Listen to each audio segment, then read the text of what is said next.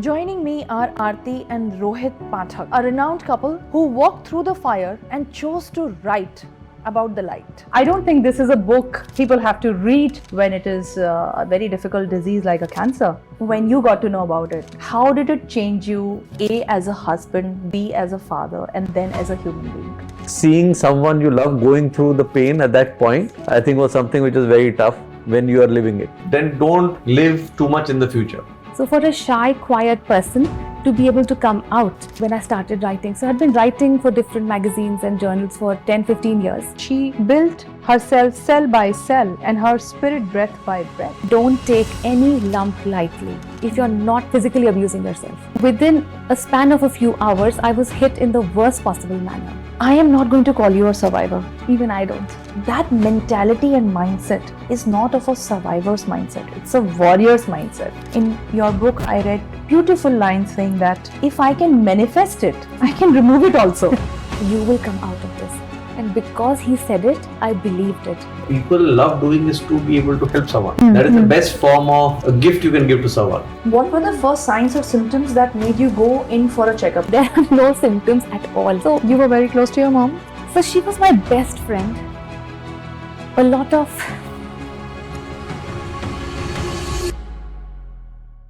Hello and welcome to the PVT Show podcast. I am your host, Poonamvijaythakkar. On this show, I bring to you conversations with leading authors and top leaders who energize the mind, challenge the norms, and awaken a purpose. It's all about conscious growth with one powerful book and one powerful story at a time.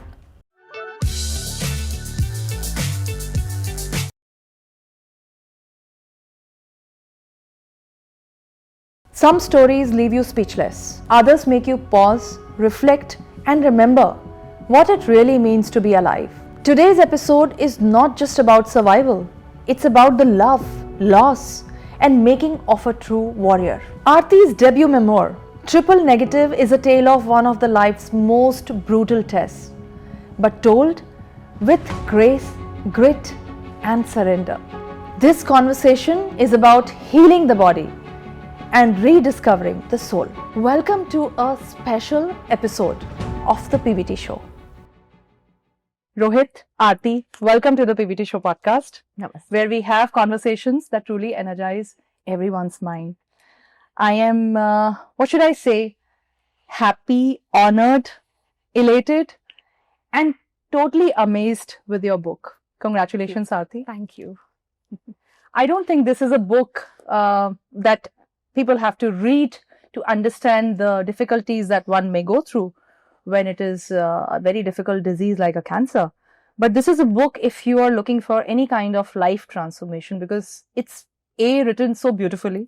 It's a very poetic way of describing the most difficult time, and then also telling and enhancing the tools that one must know about when you're going through difficult times, how you come out of it, and how beautifully one has to think. So thank you for giving this gift to the world, Aarti. This is precisely my first podcast conversation, and I'm superbly excited because A, this is about a memoir, and B, this is with a beautiful couple in front of me. I am most enjoying this site right now because what I went through in your book, Aarti, is also a beautiful love story. Yes. Rohit, I'll begin with you. Sure. With the underline of this thought. I don't have to tell you or ask you how difficult it was. It is a difficult time. But when you got to know about it, how did it change you, A, as a husband, B, as a father, and then as a human being? So look, like I said, it was a very tough phase to go through. I think I'll not sugarcoat it and say it was okay, we went and sailed through it. I think while we were going through it, it was very tough. As her husband, I was afraid at many times. I was scared what will happen. All those thoughts that typically come to your mind did come.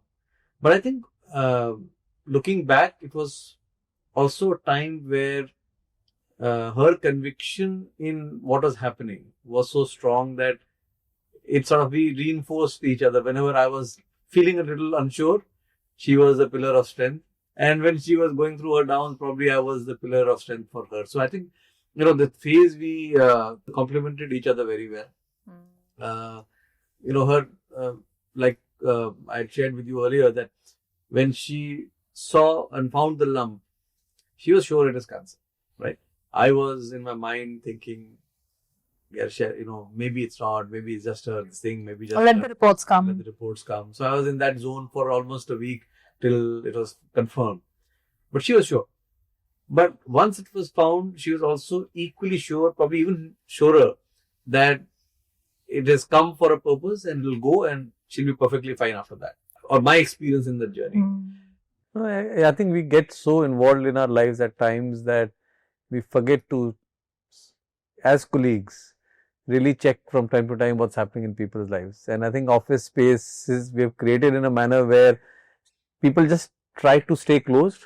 Yeah. So these conversations typically don't end up happening. But I think that's something that is changing slowly, at least in my workspace.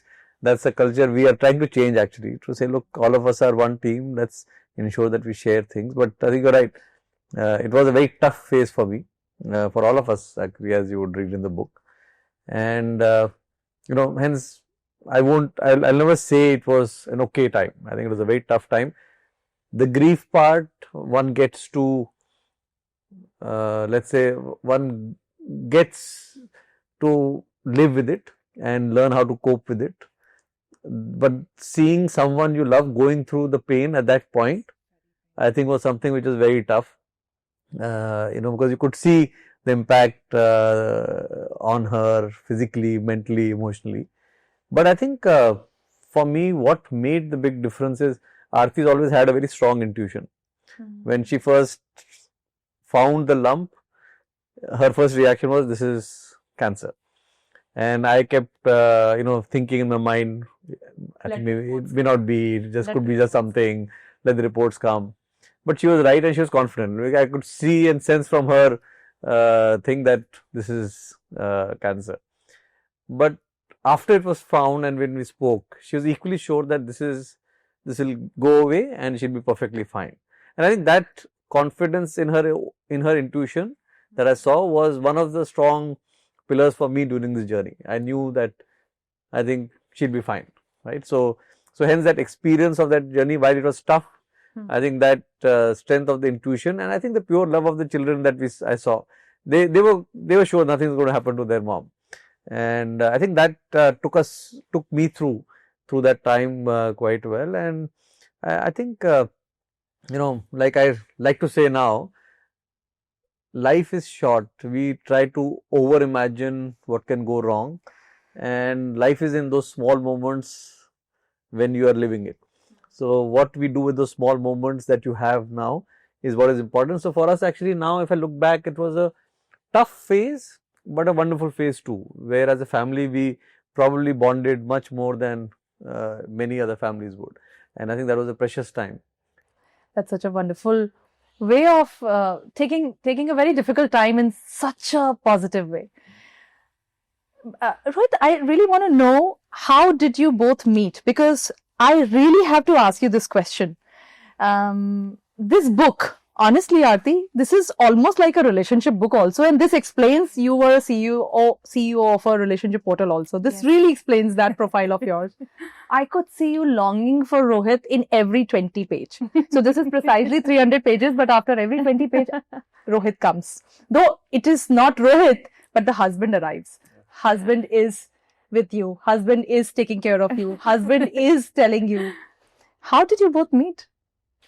So actually, we were probably one of the first few online couples. So we met online, and I think that's how we started. I think MSN Messenger was. What a success story then this is. So this is an MSN Messenger type love story, but actually our families knew each other. So it wasn't completely, we knew about each other, we knew our families. And then we, I think, met online. Our friend introduced us online, and a few weeks of online discussions. We met a couple of times and we said, look, we are, we should marry. And families were delighted. Both of us were obviously very keen. And I think we knew it. We just knew it. I think the first time we met, I think we knew it. Actually, probably even before we met, we knew it. But I think when we met first time, we decided. Very humble. Let's hear it from you. So it happened like that only. But for me, the second time I chatted with him online, I knew that if at all I marry, I'll marry him. If I don't get to marry him, then I will not marry anyone. Wow. Why is that so? It just happened. I wasn't even looking to get married. When we were chatting, we just chatted as friends, but then something clicked. And then I said, okay, now I want to marry, but I want to marry him and only him. Otherwise, I will not. How amazing is that? This also explains that how your bonding is. And Rohit, if husband-wife are to be looked at as a relationship, and when something difficult like this happens with the one who carries the life ahead, now mothers and wives, possibly they are the anchors, right? And when the anchor is only down, and then the other anchors could be the family members like Mummy ji. What was crossing your mind at that time? No, so look, I think one of the things that I realized through this is that you can keep thinking, but the difference comes from what you do as an action. Right? Yeah. So don't waste too much of time overthinking what can go wrong, what needs to be done. Do the thinking once, and once you've done that, just focus on the action. Don't keep thinking, oh, if it doesn't work, what do I do? We make your backup plan and have it ready once, but then don't live too much in the future.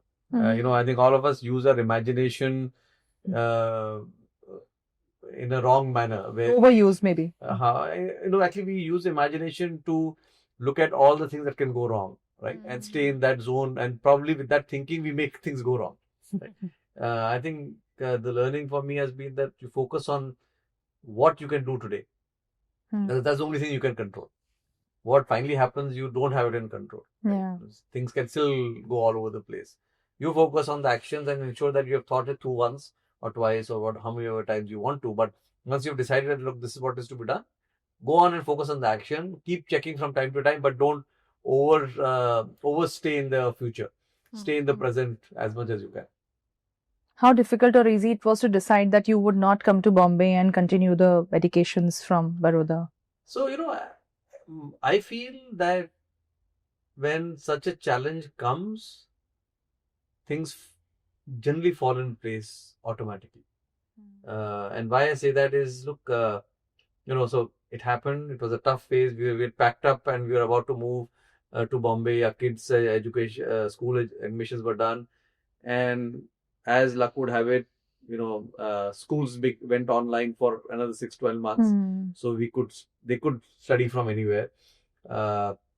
My plant, which I was of the business that I was handling, was in Gujarat.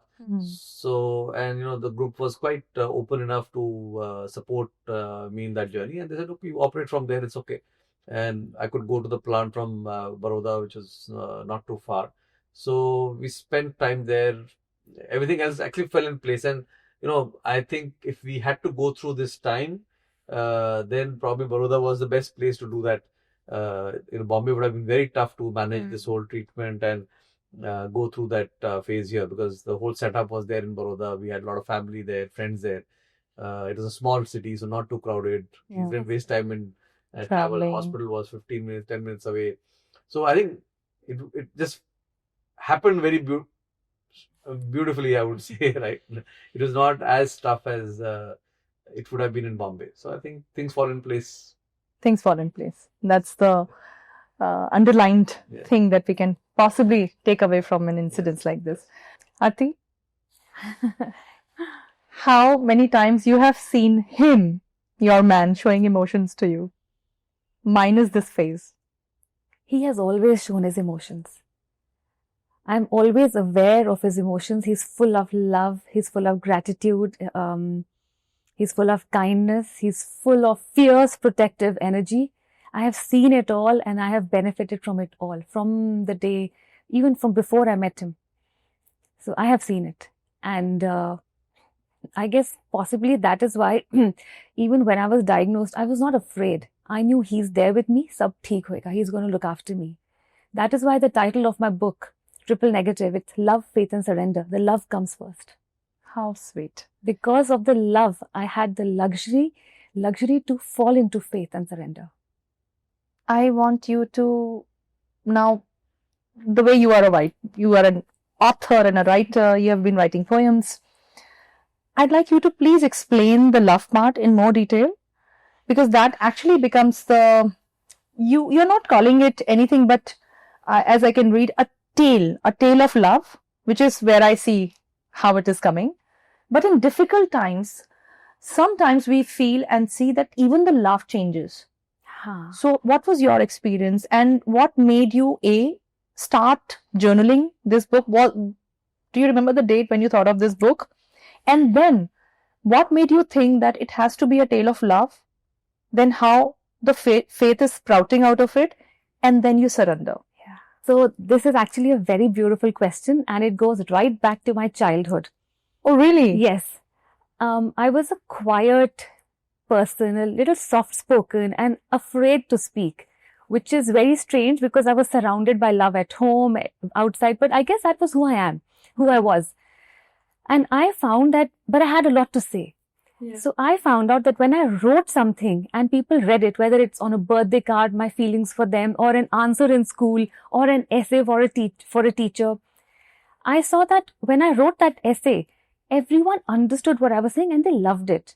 Or they loved the birthday card and they had tears in their eyes. But if I had said the same thing, there was no response, or I felt that the connection wasn't being formed. So writing started then. Then when I became a new mother, and new mothers, at least I was very emotional through everything, and everything was important, and I had these fluctuations in my moods.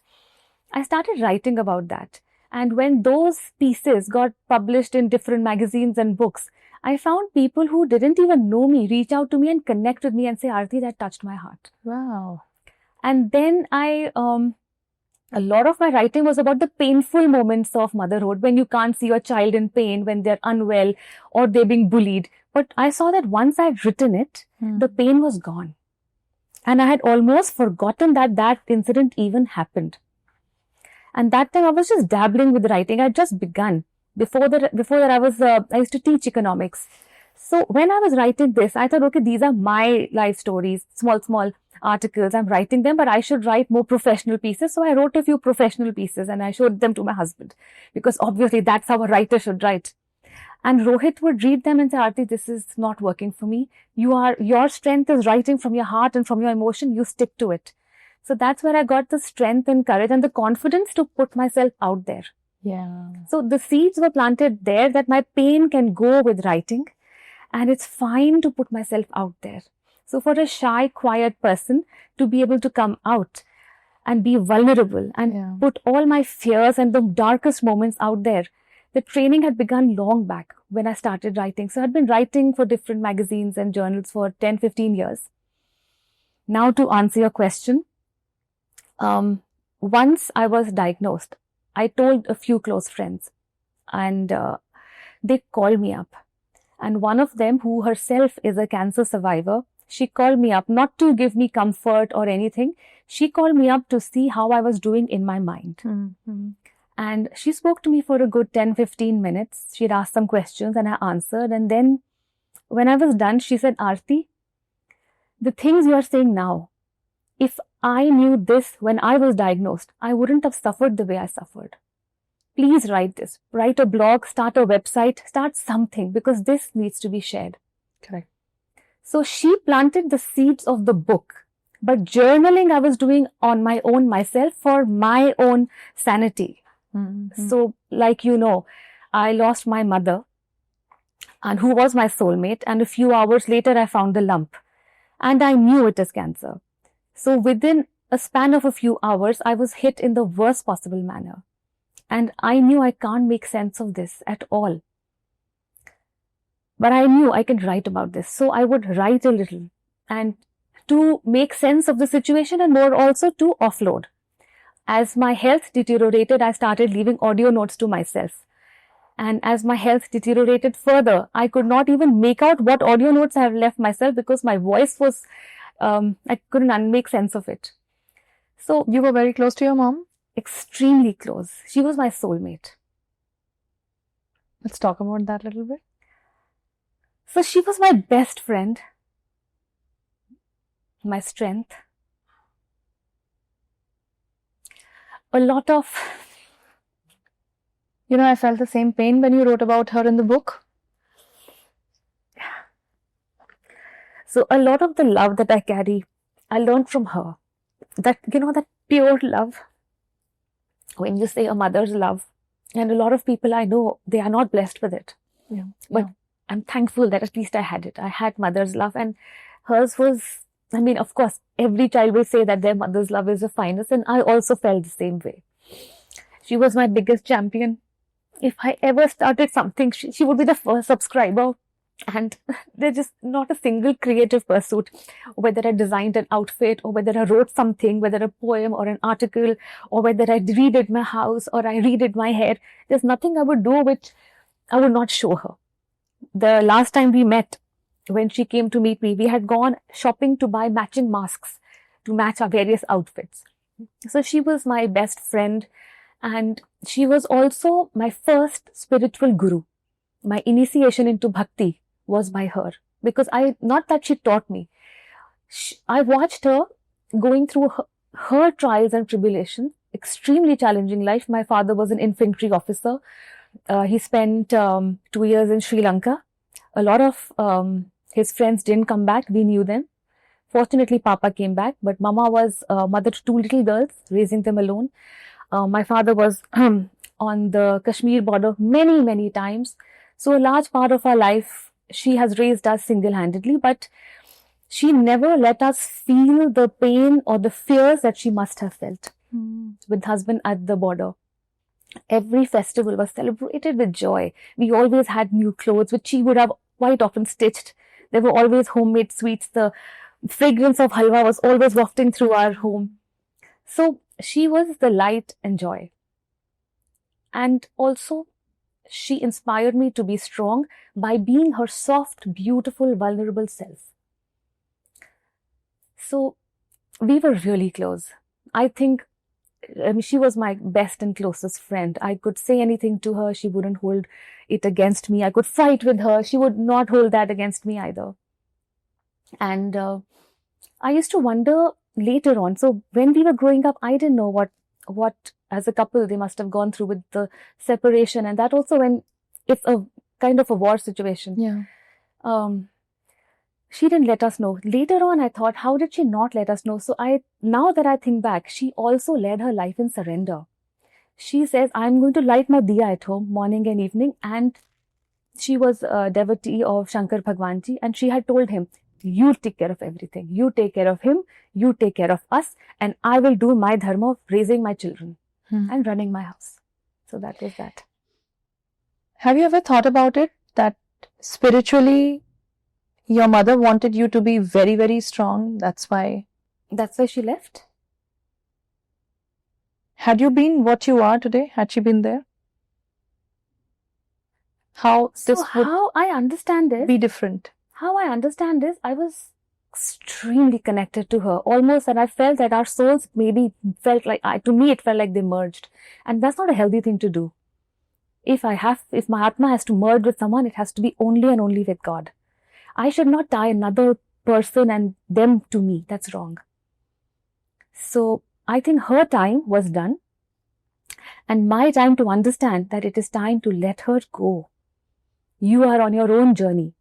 That I had to understand. And I think, to this point that we can still love them, but we don't need to hold them. In a detached way. I think probably the biggest lesson. So I celebrate her every day. Yeah.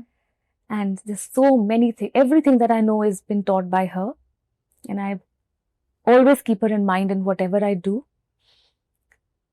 Now I don't have the almost crippling pains of grief that I used to have. Now I feel that grieving is disrespecting her. Now I know that in some other form, she's always with me, protecting me. And now she's even more stronger outside of her body. Yeah. And her blessings are even more stronger. I'm protected by her, blessed by her. I celebrate her. Of course, I have tears because the love is so strong. But this love is a different love where I don't tie her to myself. True. She is there and I can love her as much as I want. And I can have tears, but they are tears of love and emotion, not tears of grief and sadness and of trying to get her back to die. How did this learning came? On some levels, we all know this. And especially people who live in India or are acquainted with Indian culture, we all know that ye sharir ek vastra hai. We are just, this is an outfit and the Atma is the main thing. And Atma vastra badalti rehti hai. So ek vastra tyaga and dusra pehna. So at some level, we do know this. And we also did a 5-day Garud Puran part after we lost Mama. So it got reinforced at that time. Because when they were reading the Garud Purana and they were explaining the journey of the Atma, what happens, where it goes. So at that time, the part did multiple things for me. One, it distracted me from the abject grief that I felt into this fantastical land where there are rivers and there are spirits and there's all that thing is happening. It distracted me. But also, I realized that this life is like a guest house. We come and live here for some time and then we have to go. It's just a guest house and we get very attached to the people. Yeah. It's fine to love them. And it's more than fine to do our dharma and our duties wherever, like as a mother, daughter, as a citizen of a country. We should do all our duties, but we should do it with a sense of detachment. Of course, I'm saying this, but there are moments where you fall off the wagon and the pain hit me multiple times and again, which is graphically depicted in the book also. Yeah. So the knowledge was there. So ultimately, many times I was battling the heart, the pain in the heart and the knowledge in the mind. How I came over it is, I just began to feel that what will I gain by hurting my mother and pulling her back? I'm sure if I keep hurting like this and keep calling her and pulling her, she will feel it. In whichever plane she is, in wherever world she is, and she will definitely feel it. I don't want to do that anymore. I just want to send her loving energies. I am not going to call you a survivor. No. Even I don't. I inherently feel the word survivor has that connotation of weakness. And surviving out of anything is nothing but you're trying to say that it so happened. Maybe I was lucky. Maybe at the right time, right place. Maybe the right support, right doctors, right everything happened. So I'm a survivor. You're a warrior. Because you defeated something. A survivor is a survivor who wanted to, but maybe because of everything, it so happened that I survived. It has a weak connotation for me. On the contrary, when you defeat something and come out of it. In your book, I read a beautiful line saying that if I can manifest it, I can remove it also. And that was so empowering. I am getting goosebumps right now when I just reflect back on that. So that mentality and mindset is not of a survivor's mindset. It's a warrior's mindset who wanted to defeat it, who took the challenge head on. The day you got to know, that was the same day when this kind of a grief was already engulfing you. I can't even fathom to begin to even think what you were going through. So help me understand, for the viewers who would be watching this, for some, for some people, a crack here could be very painful for 5 days. You know, they'll be like, I am bandaged. For some, something bigger is little more difficult. So as we grow with the challenges in life, we only come out a little bit more stronger than who we were before. So it's us against us all the time. Yeah. And that has come out beautifully in your book. I see Aarti changing. New Aarti thoughts. It's a beautiful narration of how you were evolving. Yeah. Could you narrate that feeling to us? I'll start with telling you how I battled the grief and the realization of the cancer. When I found the lump, I didn't feel, actually the words which went through my mind is, you've got to be kidding me. So I was telling the universe, seriously? So that's the first thought that came to me. Having said that, the grief was so overwhelming that I was completely consumed by it.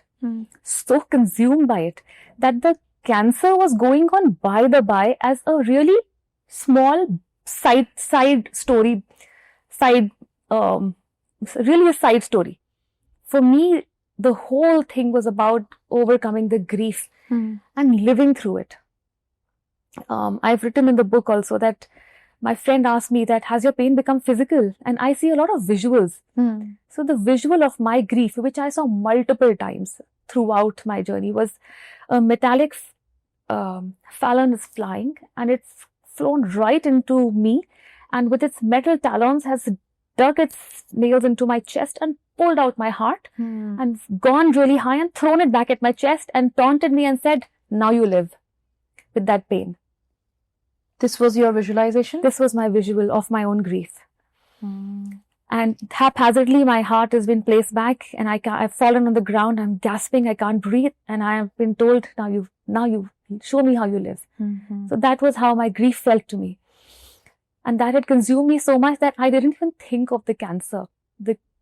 I still haven't processed it. And now it's done and dusted. So I never got around to thinking about it. What really hit me was when the chemotherapy, when it took its toll. And chemotherapy doesn't just hit your body, it hits your mind and heart, and to some extent even I feel maybe your soul, because it can break you in so many ways. So when the chemo reached that phase, that's when the physical pain of that joined the grief, and then it began to break me. And there was a time when the physical pain of the chemo was so intense that every single joint in my body, joints I didn't even know existed, they were aching unbearably. I didn't even know that such pains can exist. I also had leftover pains from the 2 surgeries that I had had. They take time. I was taking injections daily to get my blood levels high up again. Those injections are on the stomach, and you know that the injections are working when your bone marrow starts to pain. So you're supposed to be happy about that. I couldn't tolerate light. So my room was always shut with curtains drawn because the light would slice my eyes and it was awful. I couldn't tolerate sounds. So far away in the kitchen, if a spoon drops, I felt there were blades in my ears. So that was a very difficult phase for me. I didn't know that such pain could exist, such variety of pain could exist. And one day so after the 10th, 11th, or perhaps the 12th day, when Rohit got my dinner and he helped me sit up to feed me because I couldn't even break my roti. I told him that I don't think and I didn't complete my sentence. But I was very thankful to him that he didn't rebuke me for thinking that. It was very important for me that he didn't scold me for that. He just said, you will come out of this. Just this, with the same tone that he's speaking now.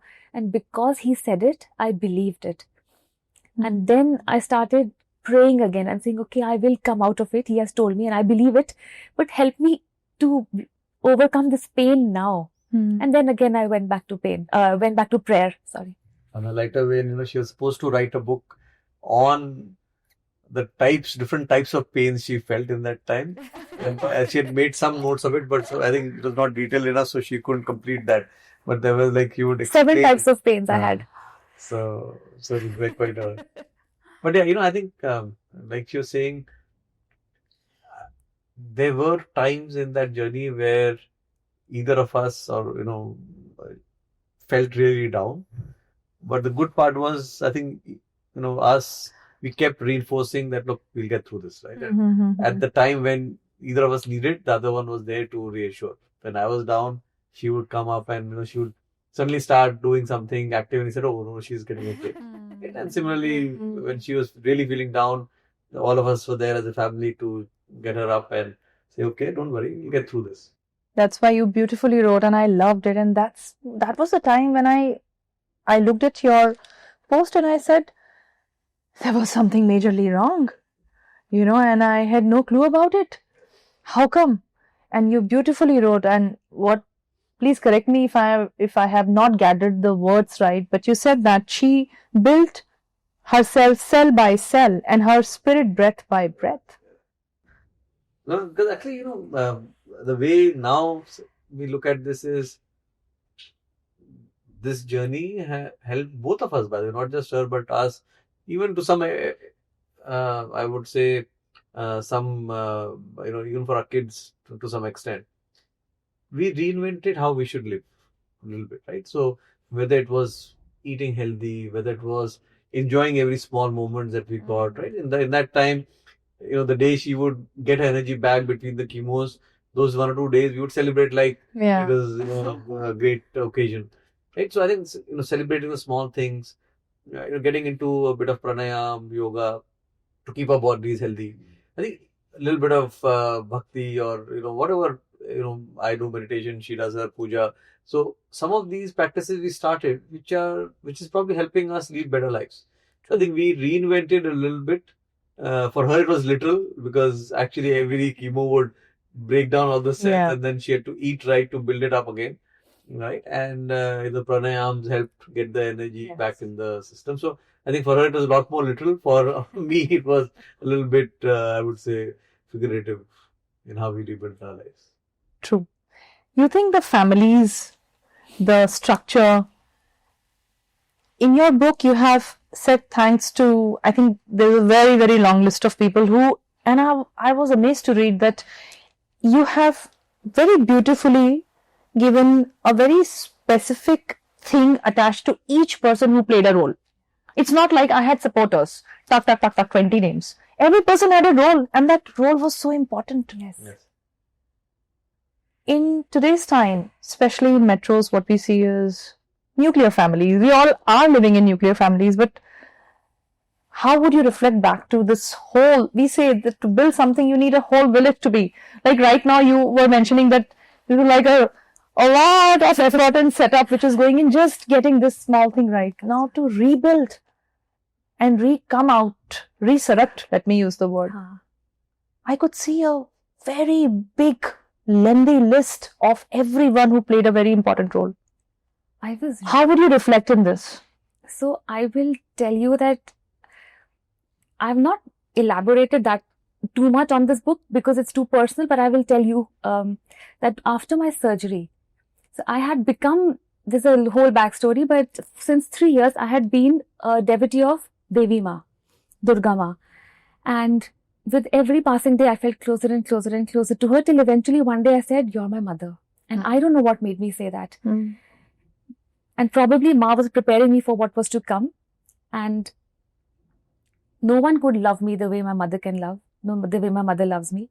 But once she left her earthly form, Ma made sure that the love she gave me comes to me through hundreds of people. Yes. And immediately you see, I'm surrounded by people who genuinely care about me, and they come to me with the right solutions for everything. And I luckily had the wisdom to not shut them away. I allowed them in and I let them help me, which was very important for me. So a lot of my healing comes from yoga teachers, from Ayurvedic doctors, from the love of the family, from leaning into my prayer and faith. So that whole thing. And like you spoke of family, luckily we had a lot of family. We are not living together, but close by, like his masis. Lots of his masis are there. Their families were there. So I always knew that he is also not alone. He should also have people. I had the huge luxury of having my mother-in-law at home.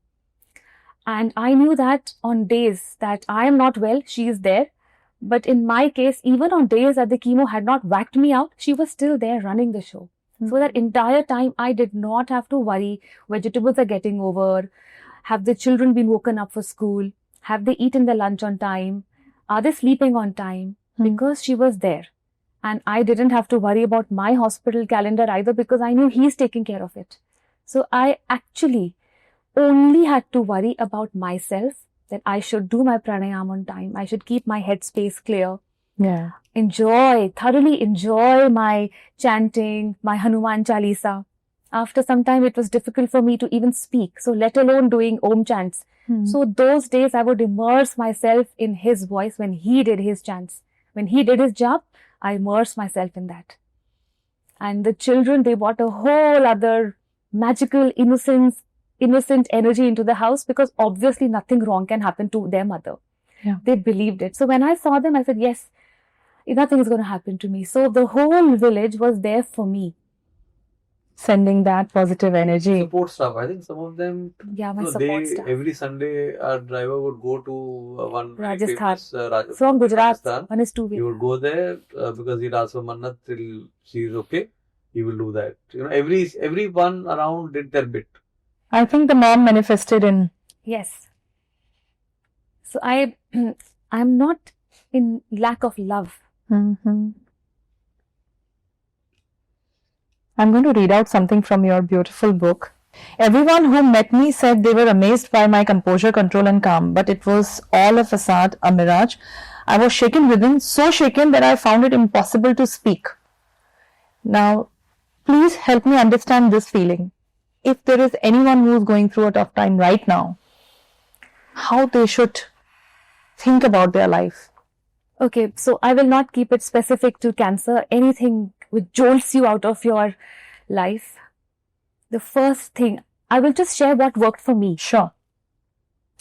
And I'm a very closed person. I don't allow people close to me.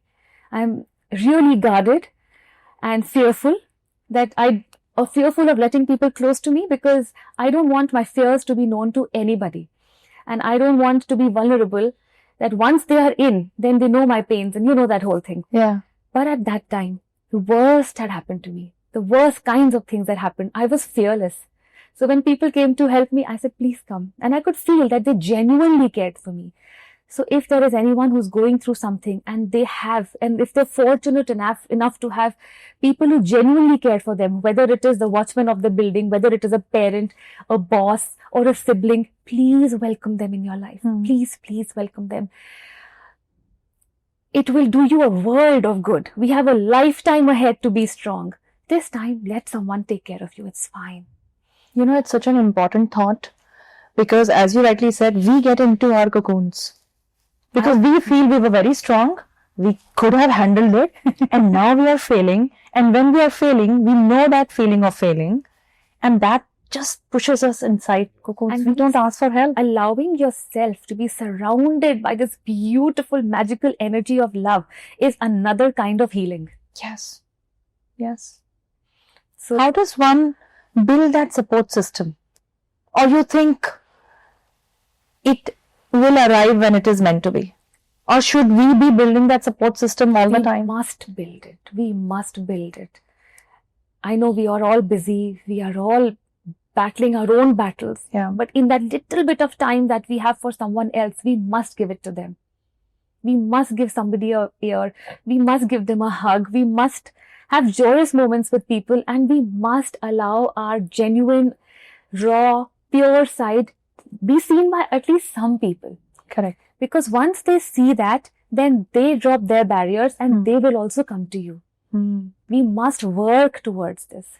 See, people come. I think, through their actions, you build that network. But many people are not able to let that network come to help you. Correct. Right? That's exactly one of the things that people love doing is to be able to help someone. That is the best form of a gift you can give to someone. I think inherently everybody wants to do that, right? Yeah. But we shut ourselves off. So a help giver, for example, would also feel that I don't know if I can approach. Yes, exactly. What if I am shut off? I'm the person who is supposed to receive. So I think someone going through a tough phase should not think that you are seeking help. You should actually think that you are giving an opportunity to someone else and you're helping them help you. True. That's a different thing. You're not taking, but you're giving. And you're sharing a part of your life. It's okay. Sharing is also. As humans, look, we are the human form is a form which is meant to engage and experience and connect with people. Yes. If that we are not able to do, then What is- what is the human? For a reason, we are called social animals, right? Yeah. But aren't we just going opposite in the world? Yes, we are. Because that's what I think we are getting. We get so busy in our livelihood that we forget to live. Mm-hmm. Right. So most people are just spending time seeing how will they earn their livelihood.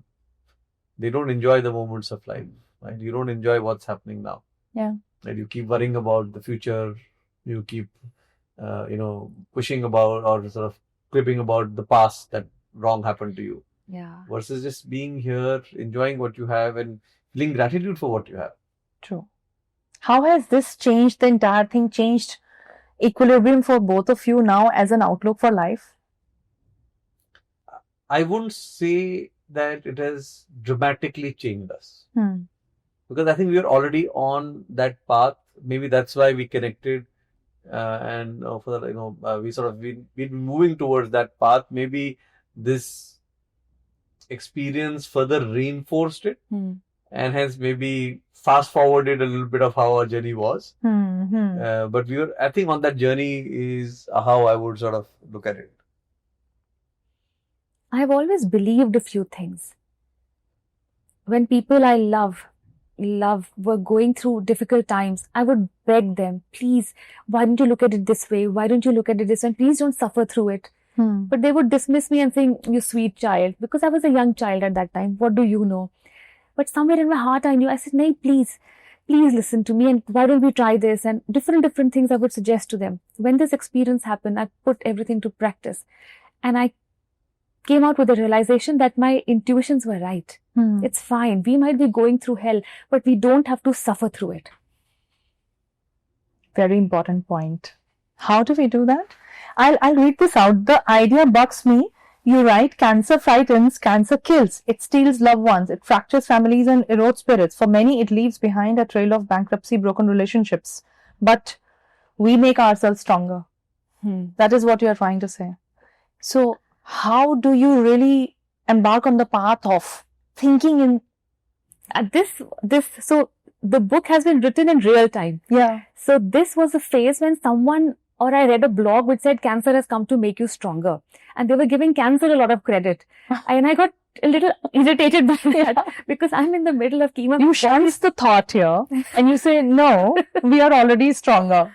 So I say that yes, this has happened, but we could have broken also. There were many times when I did also break. There was much later in the time where radiation is happening, and I am almost at the cusp of what could be, what a psychologist probably will tell better, but I think it felt the beginning of a depression. If I didn't have family and my spiritual grounding, I was really, really deep.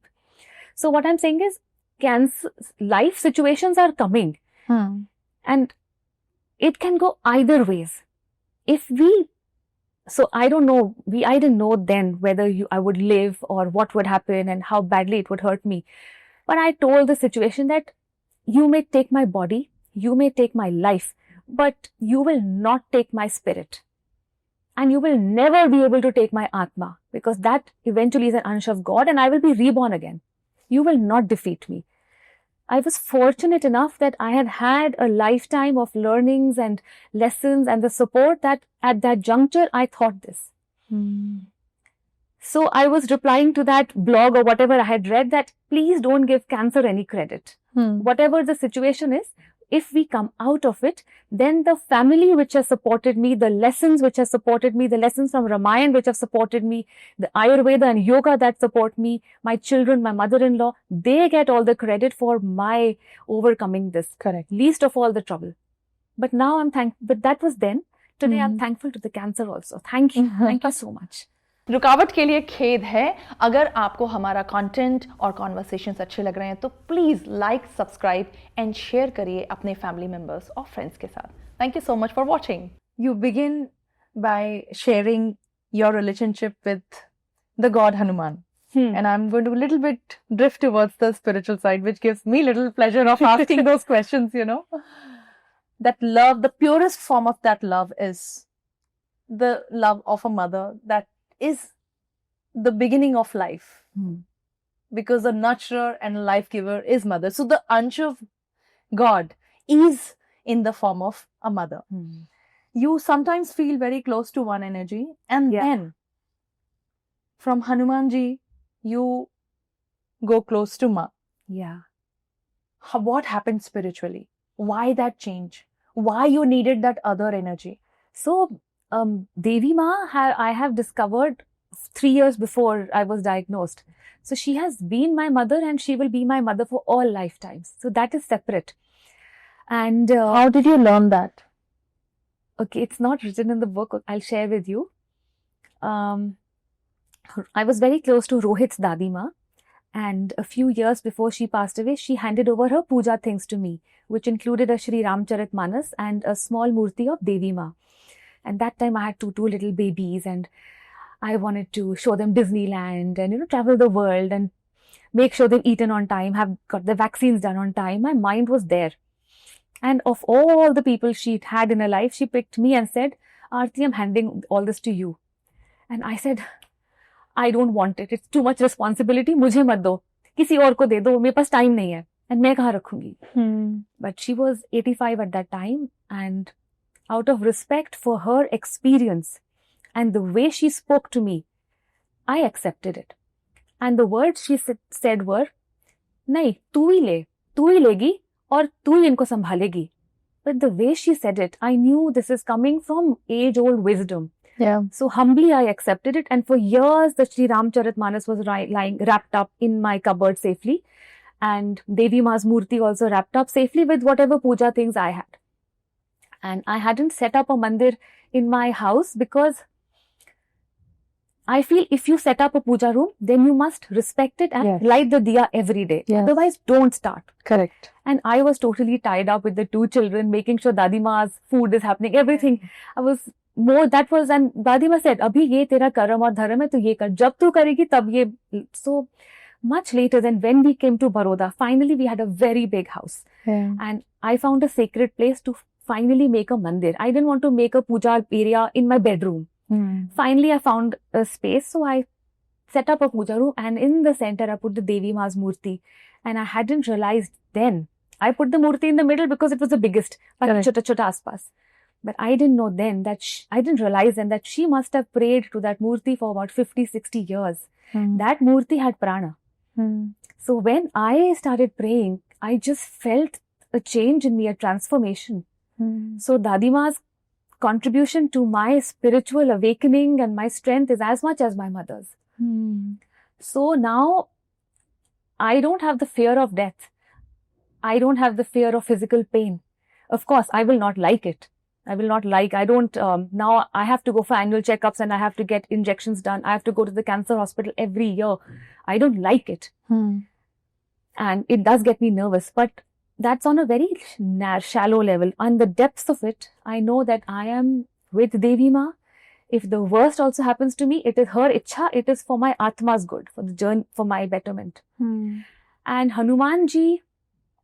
So I have loved Hanuman Chalisa since a very long time. I was doing the Hanuman Jap intensely, and I was doing the Sundarkand part intensely. It's very powerful. For what? No, I'm going back in time. I was doing it intensely when I was going through a difficult patch in my life before marriage. And after about a week, 10 days of my jap of the Sundarkand, that I met Rohit. And so Hanumanji is not new to me. He has always, when I have needed him, he has made a presence felt. I have had so many dreams where he has come to bless me and give me messages. So when I was diagnosed, of course, since so much weirdness was happening, I called up the Pandit ji whom I know. He's a Jyotish, and I said, "Ye kya ho raha hai?" And he explained to me with love. And he just said, "Aap Hanuman ji ki Hanuman Chalisa padho. Din mein jitni baar kar sakte ho karo." And I also, we have a family member who's a Jyotish. Unhone bhi kaha, Hanuman ji ka path karo. And that's the time we were also telling my close friends that I've been diagnosed and this and all. They already were aware that I've lost mama. And these are people who we have never discussed spirituality with. We were very busy with our children's skating group, skating class mein jana hai. And we don't speak about all this. And all these people said to me, Aarti, learn the Hanuman Chalisa, do it. So people were not speaking about it, but they all had their safe space, their safe zone, their Hanuman Chalisa. So within a span of 2 days, so many people told me, Aarti, Hanuman Chalisa karo. And there is a certain tune of Hanuman Chalisa which is semi-classical. And I had heard it long back and I love it. So then we both together as a couple would sing it. As long as I could sit up and sing, I would. But then during the later times when I couldn't speak, I would immerse myself when he would pray. So that is how both Hanumanji and the Devi Ma were always with me. They are still with me. How beautiful. Let me go back to the next very, very important line. There are so many, I have so many marks on this book. Like, I don't know, in one podcast, I cannot ask you so many things, but let me just pick and choose where. So you have beautifully written here also that meditation left me feeling revitalized and uplifted, and the morning pranayama felt like experiencing heaven in the middle of the hell. A lot of people. So pranayama is something that comes from our culture. It is our dharohar. India का है, India से आता है. इतने सारे films आते हैं ऋषिकेश में. I was there for a month and I could see that less of Indians, but so many people from the West believed in it to the core. And you have written here that I started experiencing heaven in the middle of the hell. You want to explain this part to me? Yes. So I was very lucky that a very dear friend Sonal, so she told me to read that book. That book actually is a case studies of people who have cured themselves of dangerous diseases with the power of the mind. Correct. So I told myself, if people can cure themselves with the power of mind, I can definitely do it with mind and medicine. Wonderful. Okay. So that's how the book worked for me. Yeah. Then she told me, Aarti, call Kusum Didi over. She is the pranayam expert. And she has had years of experience teaching pranayama to senior citizens, heart patients, women with difficult pregnancies, and of course cancer, people diagnosed with cancer. So when she came over, I felt this divine motherly energy entering my home. And when I thought of yoga, I remember Instagram and those beautiful men and women who can contort their bodies and do 100 things. Yeah. But this lady, she was the wisdom of yoga walking into my home. And she explained the pranayam to me. I learned for the first time the kinds of pranayam that there are there. She told me the ones I must not do. She told me the ones I must do. Right. And I actually felt that suddenly I have this thread which is connecting me to our ancestors and our rishis. I felt like part of this beautiful lineage, a dharohar like you said, has suddenly reached me. In fact, I felt very sad that I had been deprived of it all these years. Why it is not part of school syllabuses, and I was a little disgruntled. But fine, at least it came to me now. Right. And when she was teaching me, Rohit also loved it. So what we decided to do was, I realized I need to take care of myself. We would sleep on time. And when we would sleep on time, we would wake up very early. Correct. So for the first time in our life, we utilized our balcony. Our first floor for pranayams. Wow. First floor balcony, which I had done up so beautifully, but we only used it twice for tea parties. That's it. But now we put up our mats. And so the balcony is such that there is bougainvilleas. How beautiful. What trees are there? Champa trees, and on the large champa trees, colorful bougainvilleas have come in. So the sunlight would come in through the leaves. How beautiful. So I would wait for the sunrise, but we would start our pranayam before that. And as a couple, the change which we felt at that, which we both felt was, of course, we are in love and all that is there. But here I felt that we were growing spiritually together. My yatra is my own. The yatra of his Atma is separate. But on those moments, we were together, growing together. So that's what I love about your story. See, I was never alone during the divine experience. My husband was always with me. And like I said,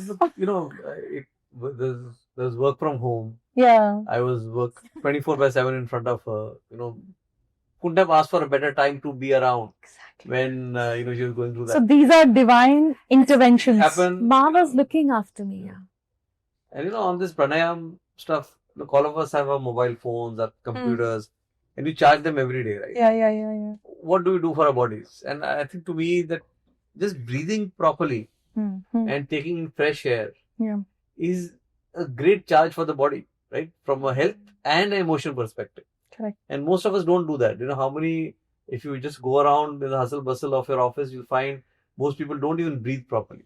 Yes, Right? we don't. So a lot of the illnesses and things that happen because we're not giving the right air and a right amount of air to our bodies, which is the basic fuel of the body. The prana, the basic fuel, you very rightly said. So all those twisted poses for me, and up until I went to Rishikesh in 2023, for me it was Iyengar yoga and the most twisted pose that I'm able to do with the flexibility of my... important, which is also important, but the most important is, are we servicing the prana which is Yes, exactly. running us? So, for example, And as understanding- yoga, I don't do yoga of, of the rest of the stuff, but the pranayama part, I enjoy doing, right? I do something else for my physical fitness, Yes. but pranayama was something which I love, and I think it's working for me. It helps me, and I think for her, of course. Especially to bring the stress level down. Yeah. Yeah.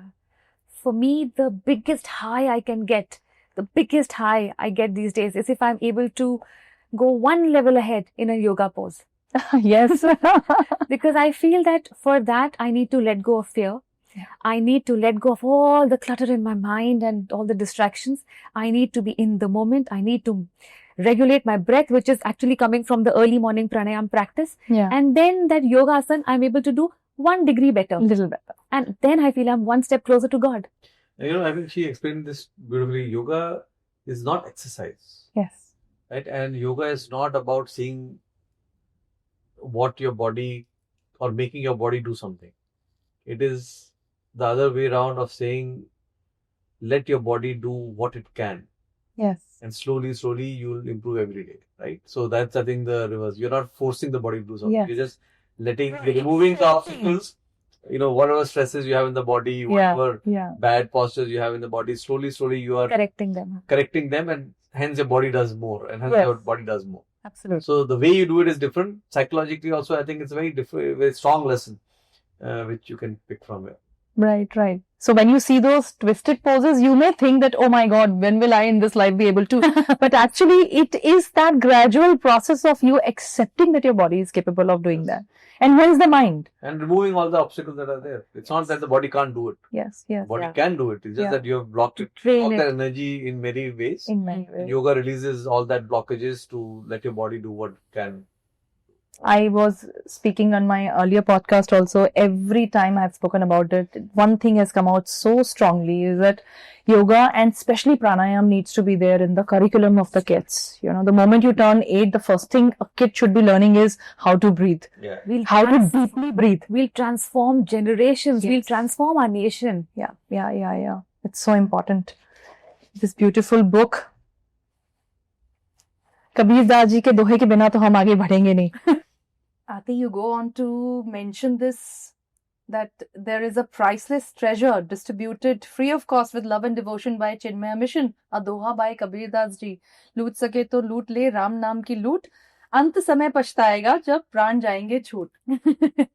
अब आप हनुमान जी से देवी, and then you go on to say that with Sri Ram and Devi Sita as my role models, I went on to defeat every problem that came in front of me. Yeah. So, let me tell you why I've used a doha. I've already mentioned that Dadima had given me the Sri Ramcharitmanas, and many years after her passing also, I was working from home one day. Suddenly something happened to me. I left my desk, I went to my cupboard, I pulled out the Sri Ramcharitmanas and I started reading it. And those were the days that I began to feel transformation in myself, because here is Ramayana written by one of the finest devotees, Tulsi Das ji. उन्होंने भक्ति भाव से लिखा है. So that bhava could reach me, and I was always in tears. I was always weeping with the bhakti and all that. Parallelly, I had also discovered the Valmiki Ramayana. Before this, I used to think all stories about Sri Ram are Ramayana. Then I came to know, no, those are the writer's imagination or their rendition of the thing. But I also discovered Valmiki Ramayana, the Ramayana, which is also called our Itihas, which doesn't have a lot of the things we believe. So when I read that, literally it was a mind-blowing, that mind switch moment for me, because I saw the logic in the whole thing. So on one side, I'm reading this happened, that happened, this happened, that happened from Valmiki ji, and I'm here reading the magnificent, mystical, magical Bhakti Bhav written Tulsidas ji Ramayan. And I am oath-proth with that. And after that, COVID happened. So we started working a lot from home and with Ghar Ka Kaam. So a lot of my reading stopped, but I had been inducted into the Ramayan energy. And then I get a forward from a friend that Chinmaya Mission for Navratri are holding 18 webinars for Navratri. So 9 in the morning, 9 in the evening. And when I saw the people who are speaking, they were actually knowers. They were the people who had actually read the Sanskrit Valmiki Ramayan, not blogs, not read translations of translations or opinion pieces, the real deal. So I was very excited because this was what I was interested in now at this stage in my life. And mornings I could listen to by playing it on my phone while I was cooking, and the evening one we both attended together on our evening walks on our earphones. And I thought this treasure is coming to us. It's free of cost. I mean, lifetimes also we will not be able to get this panel of scholars together. So I send this forward out to all my friends and family. Aap bhi aao, because it's Ram, loot sake to loot lo, Ram naam ki loot. That doha of Kabir Das ji came to mind. Nobody was interested. Nobody attended the podcast. Even the friend who sent it to me, she also didn't. Ultimately, it was only the two of us. But why do you think this happens? It happened because they did not need it and I needed it. I was in that stage in life where my devatas knew that this girl is going to deal with a lot. Let's prepare her. Let's give her the armor that she needs. And so I ultimately, after reading the books and going through these, the one, I know there's a lot of lessons that can come to you from Ramayana, but for me, the main lesson, the foremost lesson that came to me is that Sri Ram and Devi Sita, they did nobody any harm. They were leading their lives quietly, being the best versions of themselves, following their dharma. And they had to go through so much of suffering, unbearable, unimaginable suffering. I said, if divinities on earth have to go through their share of suffering, who am I? Why will I be exempt of my share? Acceptance. Yeah. And you know, the backstory of this is that when we moved to Bombay, we realized that this whole series of 18 episodes was organized by Chinmaya Mission senior leader, who happened to be our next door neighbor in a house in Bombay. On the same floor. And it was that whole webinars were run from her house where we are staying, the same floor where we're staying now. So, you know, I think universe does send signals. It gives you all the help you may need, but whether you take it or not is up to you. So if you're open to it and you take it with open arms, I think it comes to help you somewhere in the future when you need it. I've started personally experiencing that when you open that lobe in your head, then you start experiencing. Then everything that you see here is different. It's different. It's all magic. Huh? It's just magic. And we are so much consumed by reality. When there is illusion that we are a part of. And then we are trying to find, fixated with the thought of permanence in that illusion. Yes, we are fixated. There are so many important, of course, when I look at it, but Sonal was the one to tell you that power of mind. I want you to little bit reflect on that, because you are the warrior. So how that mind has to become very strong in that painful situation. Of course, with the help of everyone, but ultimately you are doing the job. I think I found the rebel in me. Yeah. I found the rebel in me because all my life I thought that I'm this sweet, sweet, but soft, mellow person who can't speak up for herself and who can't fight for herself. This is what I used to think about myself, and that was a very wrong thing to do. One must not say and think these things about oneself. And the reason I thought this way about myself was because I would get emotional very easily and I would tear up very easily. And I thought tears and emotion are a sign of weakness. But that I was mistaken, and now I've learned that it's not.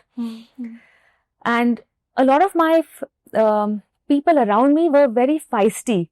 So when I wasn't feisty like them, I thought maybe I'm lacking somewhere. But when this happened, and I said, fine, this situation has come, but I will not be defeated by it. it may take like I said, it may take my body. It may do unimaginable things to me health-wise. But even if I am on my deathbed, they will never be able to stop me from taking the name of God. I will do my job. Kar lo jo bhi karna, you will not defeat me. So I found a rebel in me. So that when you are rebelling, you become stronger than maybe you are. And like you mentioned, Sonal. So while I wasn't thinking of the cancer actively, I'm sure in my subconscious, it must have been there that it is a disease that can take your life. Can you go back to that reflection? Which one? That we are fearful of things and then we see good things we may look at 100 times, but that is not getting manifested. But the fear is a very strong emotion. So actually, let me talk about why I talked about this. Are you talking about the line where I said, if I can manifest it, I can defeat it? You can defeat it, yeah. So we never know what part of what we are going through is past life karma, or is it that we are manifesting it? We will never know. So I told before chemo, I told Rohit that in case it's my karma coming back, and he doesn't like it when I say things like, yeah. So Of course. what could you have? I said, doesn't matter, regardless, whichever lifetime of this lifetime, I'm fine, because now at least the time has come for me to live it off. I will do my prayaschit. I will offer myself to God at God's feet, and I will live it off. जो कर्म है वो cut जाएगा. The more pain I am feeling, every passing second of that excruciating pain, उतना कर्म तो cut रहा है. So I am joyous in that.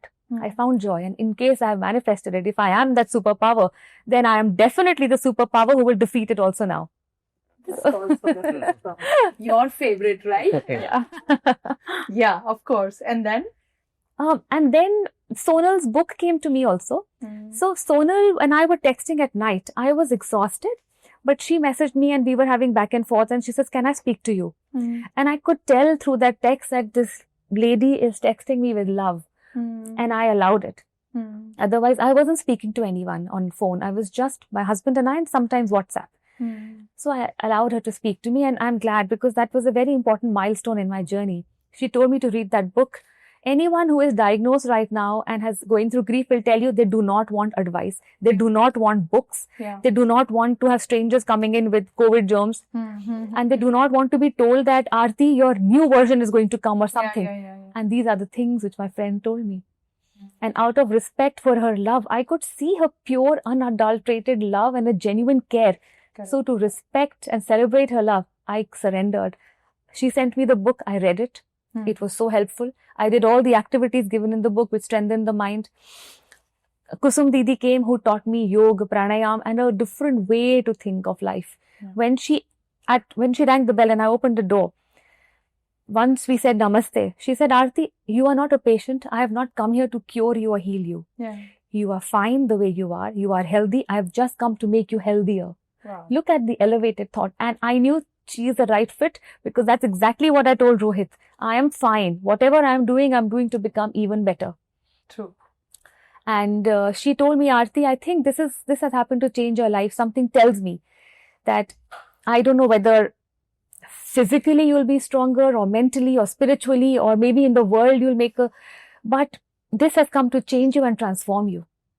And at that time, anybody else, if they had told me that you are working towards Aarti 2.0, I would have slammed the door shut. But here, I welcomed it, and I'm glad I did. I think that's a very big lesson. Instead of getting into the cocoons, be open for it and look for help.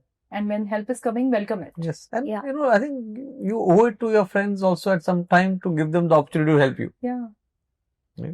Otherwise, we are always with that armor of being strong. It's okay to let that armor down sometimes. Correct. I think this brings me to the closure of this conversation. But Aarti, if you were to tell 5 things, not as a learning, this is not something which is a conversation where we want to, oh, you're going to get cancer and 5 things. No, that is not the conversation. I think there is so much of learning from your just life experience. But if you were to just tell 5 things to somebody who may possibly not have the kind of support system that you had, what is it they can use with their mind to combat, at least give it a good fight? Not everybody is going to be a winner, because there are so many things around it. And for that, we have to be so much thankful with gratitude to letting us see this also today. But somebody who is battling with this today? The first thing I will say is, like I've just said, if you are lucky enough to have even one person who you can tell genuinely cares, don't block them out. Do yourself this favor, let them in. This is the first thing I will say. Because a lot of people do block them because they don't like to be in that vulnerable spot. Correct. It's okay to be vulnerable. If something so drastic has happened, you're human after all. Treat yourself like one. That's one. Secondly, I will say, whatever has happened, whether you've been diagnosed or something horrible has happened to you, allow yourself to feel what you're feeling. If you're feeling fear, feel it. If you're angry and agitated and that it's unfair, yes, by all means feel it. If you're frightened, or if the timing is horrible, that I am already dealing with so much, why did this have to happen now? Or finally everything in my life had happened correctly, why did it's fine. Feel all those things. There is no feeling that is wrong. I had gone numb with shock. That's also fine. But after that, I will say, be aware of your feelings. Don't let them control you. Feel them, know them, and treat them and handle them. Don't let them control you. If you have a fear, there is a reason for it. It's alerting you to something. Then address what it is alerting you about. If you're angry about it, then address those issues. But don't let those horrible emotions control you, because that's a very scary place to be in. I've been in those places and some parts of my journey, and it wasn't a good space. So if you're there, it's normal to be there. Don't let it control you. Two tools here could be start writing it down or speak to somebody. Speak to somebody, speak. Speak to someone, write it down, and as shallow as it sounds, do listen to podcasts which can help. Because there are people out there sharing beautiful journeys, and I have learned a lot from them. See, and look, everyone's journey is different. Correct. Different things, what work for Aarti may not work for someone else. Correct. But unless you hear multiple versions, how will you know what could work for you, right? So you have to discover your own remedy and path, and each one will have our own path. Second one, I think what she said, around don't block the feelings. Because the more you try to block, the more stronger it gets, typically. Correct. Right? Whether it's fear, whether it's anxiety or whatever. So you have to let it come and then address it. That I think is very important. Unless you acknowledge it, it keeps getting stronger and stronger.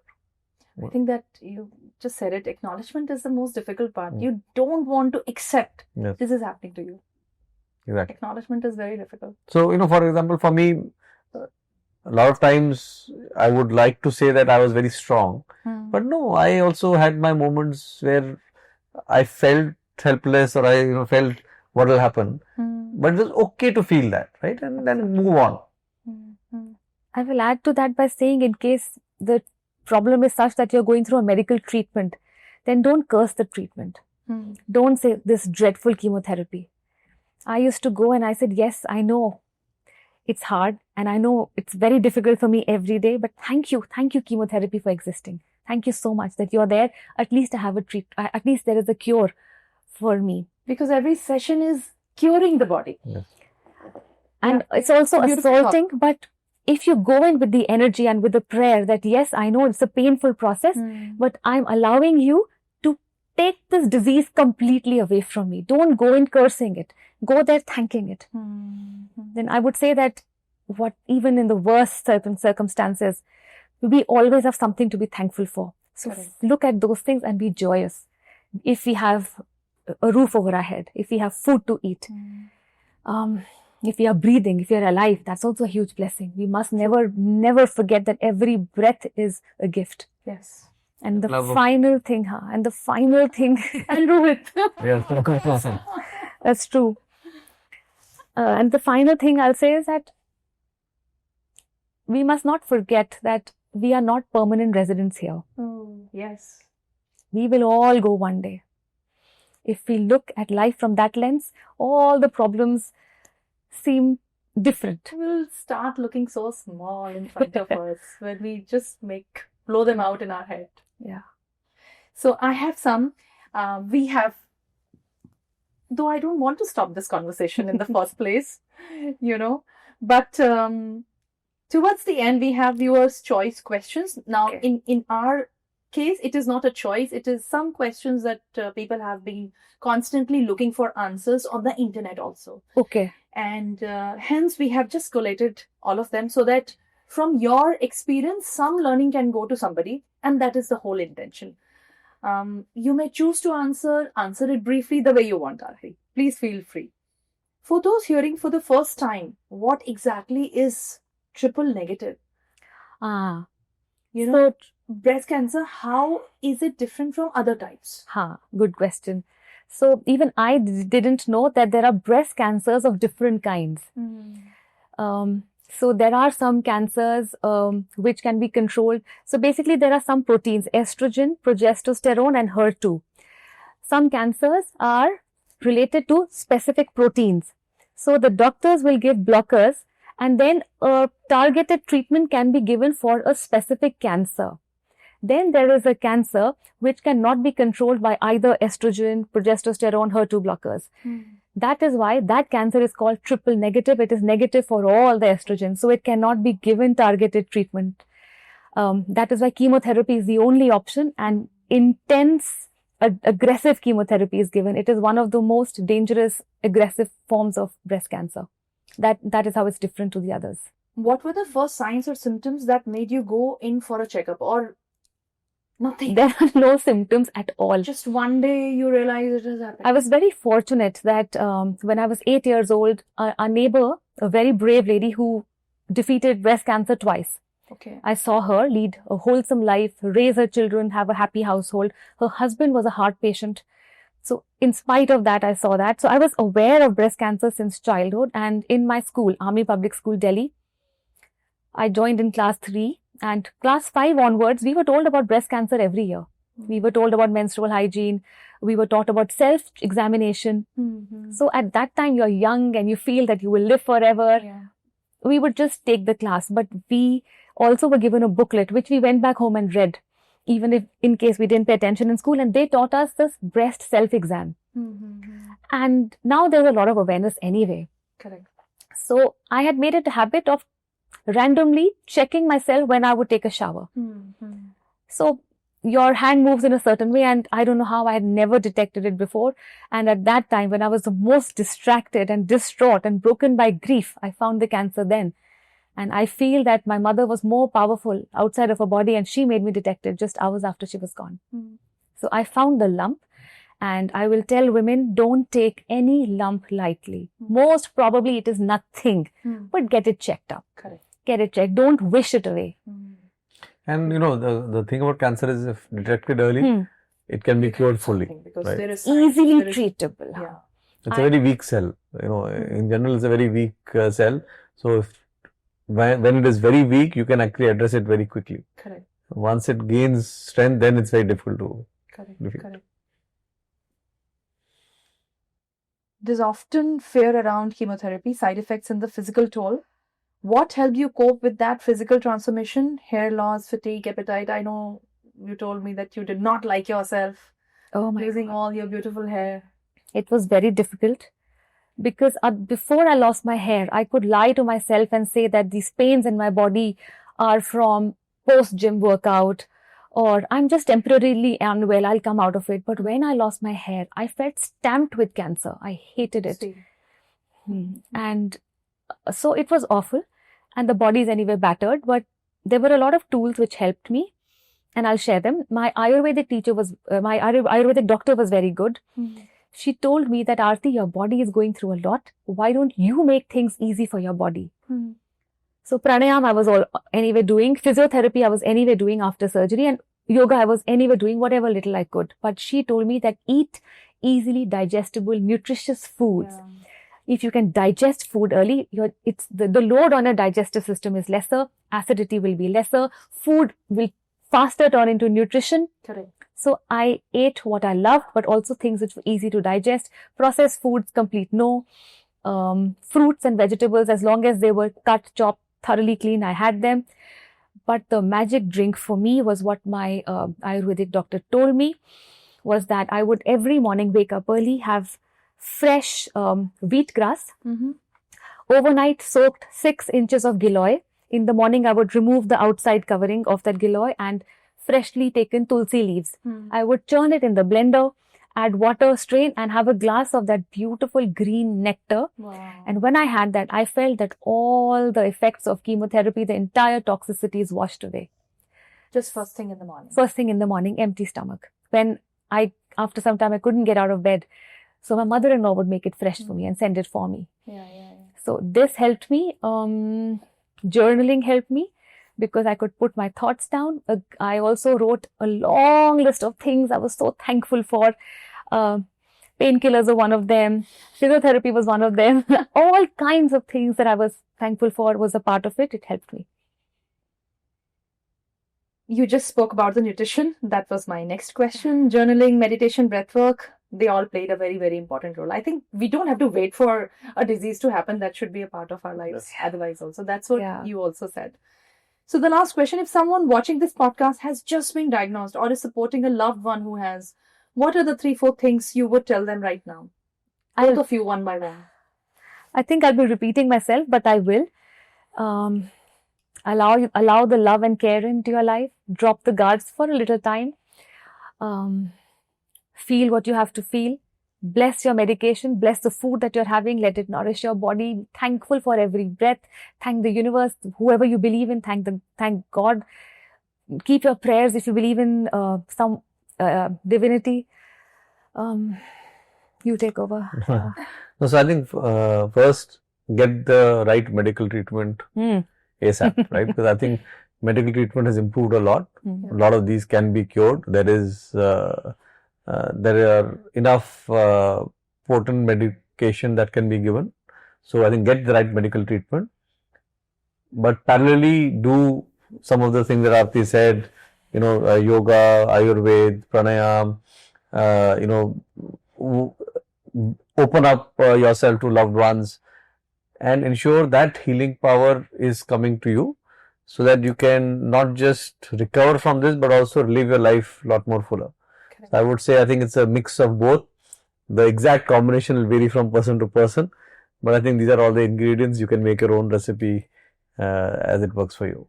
But I will, if I may, I'll add that if you're not investing in good food, good exercise, breathing, then you're physically abusing yourself. True. If you're not investing in strengthening your mind, we don't know what challenges are going to hit us tomorrow. Strengthen your mind now, otherwise you are abusing your mind. And also, some problems are so hard, so challenging, then just body and mind cannot deal with them. You need the extra magical power of spirituality. So enhance your spiritual strength also. Otherwise, you are going to spiritually abuse yourself, strengthen yourself. And you also mentioned about caregivers. Yes. So if any caregiver out there, I will say thank you for existing. Angels can't be everywhere. Because those angels can't be, you are here to do their work for them. And if I have a message for them, it is take care of your health too. Eat your 3 meals on time, please. And if you can take out 30 minutes for yourself, do that exercise. And thank you once again. You make this world a more beautiful, magical place. How beautiful you are, Aarti. I'm in love with you. And love with both of you. You just make such a beautiful pair. And I just hope and wish nothing but true happiness in your life forever. Thank you. Thanks so much. We wish you the same. Thank you. Thank you so much. Thank you. Thank you.